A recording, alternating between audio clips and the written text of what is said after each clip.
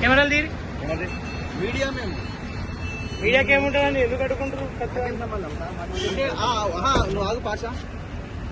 Toll plaza దగ్గర నిలబడి ఎప్పుడు వస్తుందో నా కారణం వెయిట్ చేస్తున్నారంటే ఏం దుర్మార్గం ఇది? మేము వెళ్తాం సార్, మమ్మల్ని వదిలేయండి. మేము ప్రజల కోసం వెళ్తున్నాం సార్. ఒక్క నిమిషం కాదు, 1900 పేద ప్రజల కోసం వెళ్తున్నాం. కూలీలు ఉన్నారా? కూలీలు లేబర్ పని చేసుకునే వాళ్ళ భూములు. పొలిటీషియన్స్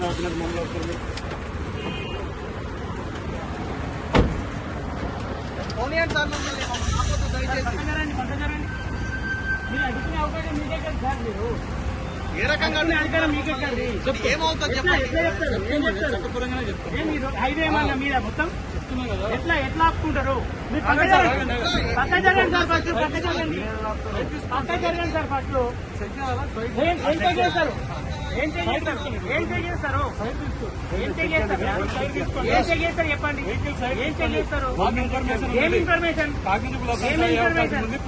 అవును, విజయవాడ వినండి, ఇది ఒకటే ఓన్లీ ఖమ్మం ఇది. విజయవాడ వెళ్ళదా? ఖమ్మంలో అడుక్కోండి. మీరు ఇక్కడ అడుక్కునేది, మీరు ఇక్కడ ఏంది అడుక్కునేది? మీరు ఇక్కడ అడుక్కునేదండి, మీరు ఇక్కడ అడుక్కునేదండి. దేనికోసం అడుకోలేము. పక్క జరగండి. చెక్ చేసుకొని ఏం చెక్ చేస్తున్నాం? చెక్ చేయాలని సార్, చెక్ చేయండి. రీజన్ ఏంటో చెప్పండి. రీజన్ చెప్పండి. చెక్ చేయండి. ఏ స్టేషన్ సార్? ఏ స్టేషన్?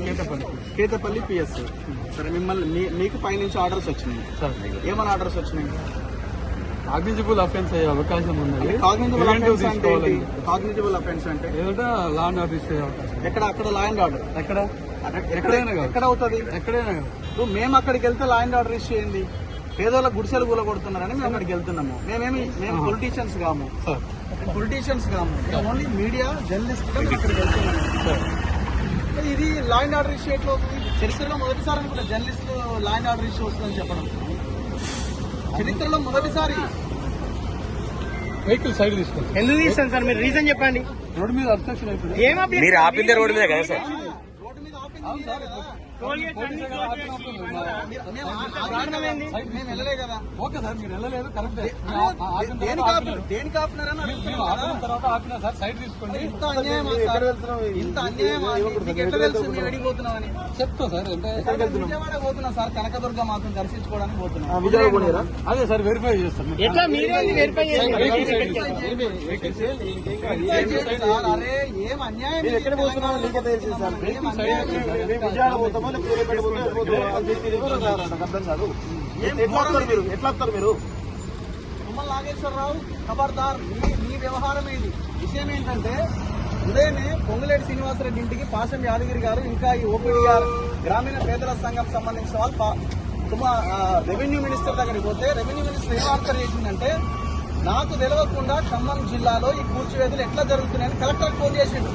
రియల్ ఎస్టేట్ మాఫియా తోటి, దొంగలతోటి కలెక్టర్ కుమ్మక్కైంది. ఇక్కడ తుమ్మల నాగేశ్వరరావు కుమ్మక్కైంది. ఇక్కడ చరిత్రలో, తెలంగాణ చరిత్రలో లేదు మీడియాని అడ్డుకొని మీ వల్ల లా అండ్ ఆర్డర్ ఇష్యూ వస్తుందని చెప్పడం. ఏం దారుణం ఇది? టోల్గేట్, ఏం టోల్గేట్ ఇది? కొర్లపాడు టోల్గేట్ దగ్గర రెడీగా నిలబడ్డారు, నా కారు ఎప్పుడు వస్తుందా అని. వచ్చా అని 10 మంది పోలీసులు ముందుకు వచ్చారు. ఏం ఘోరం ఇది? రెవెన్యూ మంత్రికి తెలవకుండా 1000 గుడిసెలు 10,000 మంది పోలీసులను పెట్టి కూలగొడుతుంటే కనీసం మీడియా వెళ్ళి కవర్ చేయొద్దట. మళ్ళీ ఏంది? మళ్ళీ మేము యూట్యూబ్, అసలు మీ ఆలోచనలు మేము లెక్క కూడా కాదు కదా. TV9, NTV,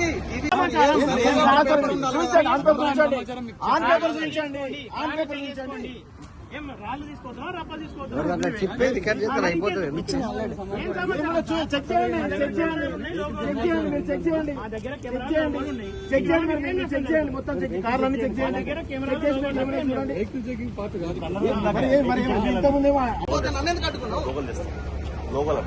నువ్వు కూడా ఇందులో పాత్రధారివే.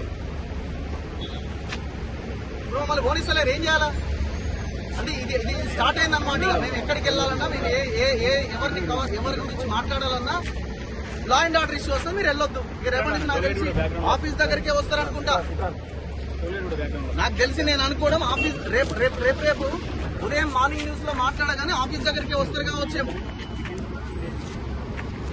ఎక్కడ పోవాలండి జనాలు? ఇంత అన్యాయం ఉంటుందా? మాట్లాడుతున్న మేమే మా ఛానల్లో వస్తున్నాం. వేరే ఏ ఛానల్లో రావట్లేదు ఈ వార్త. మీరు అరెస్ట్ చేస్తారా? చేయండి.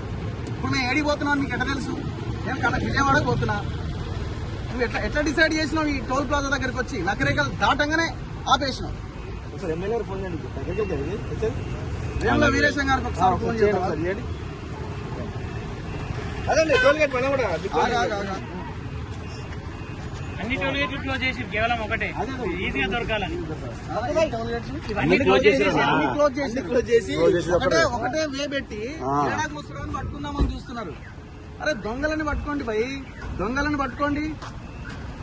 తుమ్మల నాగేశ్వరరావుని అరెస్ట్ చేయండి. కొడుకు అల్లుని పేరుతో మొత్తం వాడు 8 మంది కమ్మోళ్ళు కలిసి తెలంగాణ భూముల మీద పడ్డారు. భూదాన్ భూముల మీద పడ్డారు.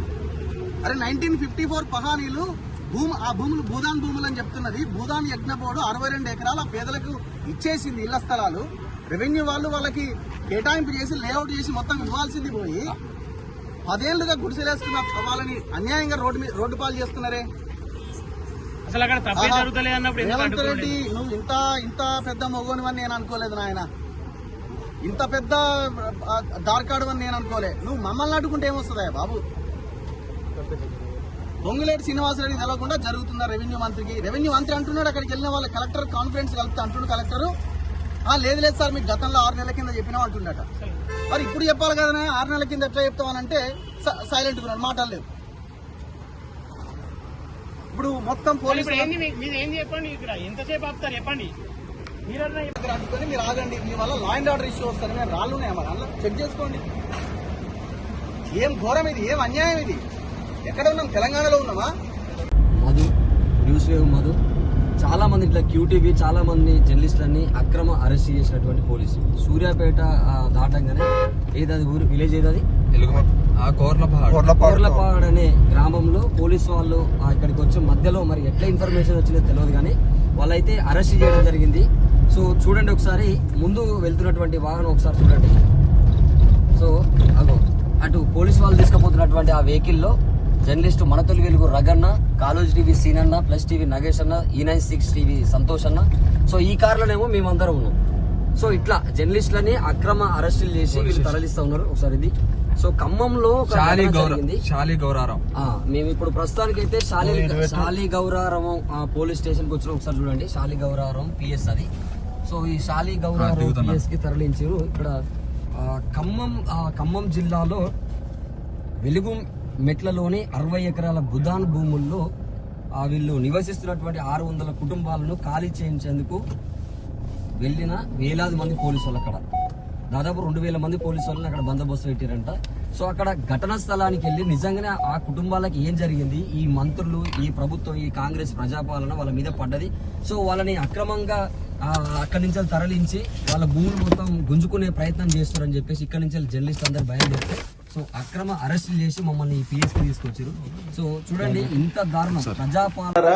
మమ్మల్ని తుంగతుర్తి నియోజకవర్గం శాలిగౌరారం పోలీస్ స్టేషన్ లో తీసుకురావడం జరిగింది.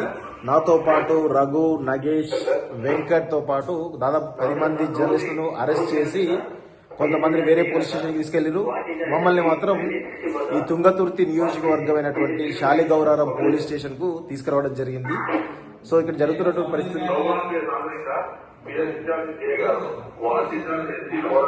ఒకసారి